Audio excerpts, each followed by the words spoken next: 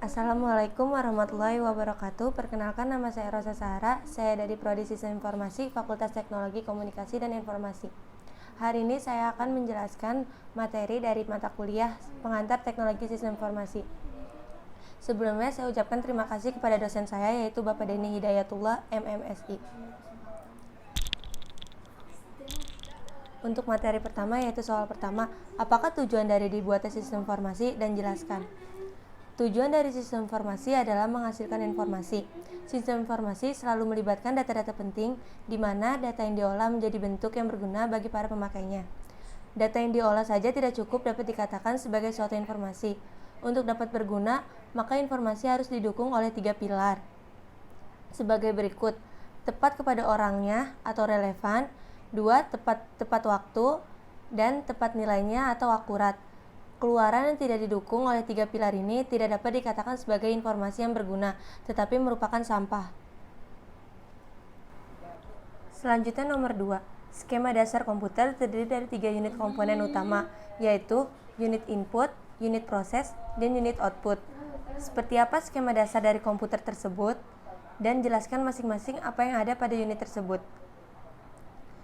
Yang A, unit input. Unit ini berfungsi sebagai media untuk memasukkan data dari luar ke dalam suatu memori dan prosesor untuk diolah guna menghasilkan informasi yang diperlukan.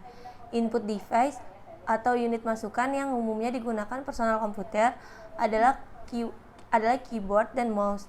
Keyboard dan mouse adalah unit yang menghubungkan user pengguna dengan komputer. Selanjutnya ada unit proses. Unit pemrosesan yang berada dalam komputer adalah Central Processing Unit atau CPU. CPU merupakan otak atau pengatur suatu sistem yang mengolah sehingga menghasilkan informasi. 3 unsur penting dalam CPU yaitu Primary Strong, Arithmetic Logic Unit, dan Control Unit. Yang ketiga ada unit output. Output device adalah perangkat komputer yang berguna untuk menghasilkan suatu keluaran, seperti gambar, kertas hard copy, suara, dan lain-lain. Contoh dari unit device adalah printer, speaker, monitor, dan lain-lain. Skema dasar komputer dan penjelasannya. Berikut adalah gambar skema dasar komputer. Ada input device, prosesor, control unit ALU, ROM, RAM, memori, dan output device. Input device. Input device adalah suatu bagian atau komponen dari sistem komputer yang berfungsi untuk tempat kita memasukkan data maupun instruksi kepada komputer. Tugas dari input device adalah A. Tempat memasukkan data dan program yang akan diproses. B. Menerjemahkan kode-kode yang dikenal oleh media input ke dalam kode-kode yang dikenal komputer. Dan C. Mengirim data-data yang sudah terbentuk bit-bit ke strong. Alat-alat input device diantaranya magnetic ink, optical character reader, scanner, mikrofon, keyboard, dan lain-lain. Kedua ada output device. Output device adalah suatu komponen dari sistem komputer yang berfungsi untuk tempat mengeluarkan hasil-hasil pengolahan yang telah digunakan oleh komputer. Tugas dari output device adalah A. Tempat keluarnya hasil proses dengan komputer, dan B. Menerjemahkan bit-bit ke dalam kode yang dikenal media output. Berikut alat-alat output diantaranya printer, plotter, monitor, speaker, dan lain-lain. Dan yang ketiga ada main memory. Terdiri dari RAM, Random Access Memory. RAM merupakan memori yang dapat diakses, yaitu dapat diisi dan diambil isinya oleh user. Dan B ada ROM, Read Only Memory. ROM merupakan memori yang hanya dapat dibaca saja. Programmer tidak bisa mengisi suatu ke dalam ROM. Isi ROM sudah diisi oleh pabrik pembuatnya, berupa sistem operasi yang terdiri dari program-program pokok yang diperlukan oleh sistem komputer. Misalnya pengaturan tombol kunci di keyboard untuk keperluan kontrol tertentu dan bootstrap program.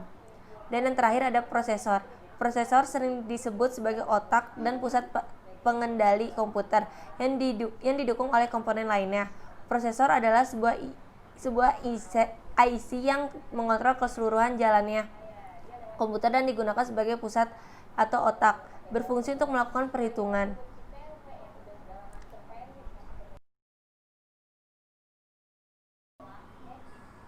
Berikutnya nomor 3. Apa konsep dasar dari komunikasi dan komunikasi data? Komunikasi adalah cara untuk menyampaikan atau menyebarluaskan data, informasi, berita, pikiran, atau pendapat dalam berbagai bentuk. Yang kedua, komunikasi data. Komunikasi data merupakan proses pengiriman informasi di antara dua titik penggunaan kode binar melewati saluran, transmisi, dan perangkat bisa antara komputer dan komputer, atau komputer dengan terminal, atau komputer dengan peralatan, atau peralatan dengan peralatan. Yang keempat, apa manfaat dan kelebihan DBMS dan bandingkan dengan penyimpanan dalam bentuk flat file yang lain. Yang pertama, performa yang didapat dengan penyimpanan dalam bentuk database manajemen sistem cukup besar. Sangat jauh berbeda dengan performance data yang disimpan dalam bentuk flat file. Di samping memiliki ujuk kinerja yang lebih baik, juga akan didapatkan efisiensi penggunaan media penyimpanan dan memori. Yang kedua, integritas data yang terjamin dengan penggunaan DBMS. Masalah redundasi yang sering terjadi. Redundasi adalah kejadian berulangnya data atau kumpulan data yang sama dalam sebuah database yang mengakibatkan pemborosan media penyimpanan. Yang ketiga ada independensi. Perubahan struktur database dimungkinkan terjadi tanpa harus mengubah aplikasi yang mengaksesnya, sehingga pembuatan antarmuka ke dalam data akan lebih mudah dengan penggunaan DBMS. Yang terakhir ada sentralisasi. Data yang terpusat akan mempermudahkan pengelolaan database, kemudian dalam melakukan bagi pakai dengan DBMS, dan juga konsisten data yang diakses. Selanjutnya nomor 5. Apakah yang dimaksud dengan data, informasi, dan sistem? Data adalah sesuatu yang belum mempunyai arti bagi penerimanya dan masih memerlukan adanya suatu pengolahan. Informasi adalah data yang diproses ke dalam bentuk yang lebih berarti bagi penerima dan pengguna dalam pengambilan keputusan sekarang atau untuk masa yang akan datang. Dan sistem adalah suatu atau beberapa elemen yang saling bekerja sama satu sama lain untuk mencapai suatu tujuan tertentu. Satu elemen dan elemen yang lainnya saling berkaitan dan membutuhkan. Sekian materi yang dapat saya sampaikan hari ini. Kurang lebihnya mohon maaf. Wassalamualaikum warahmatullahi wabarakatuh.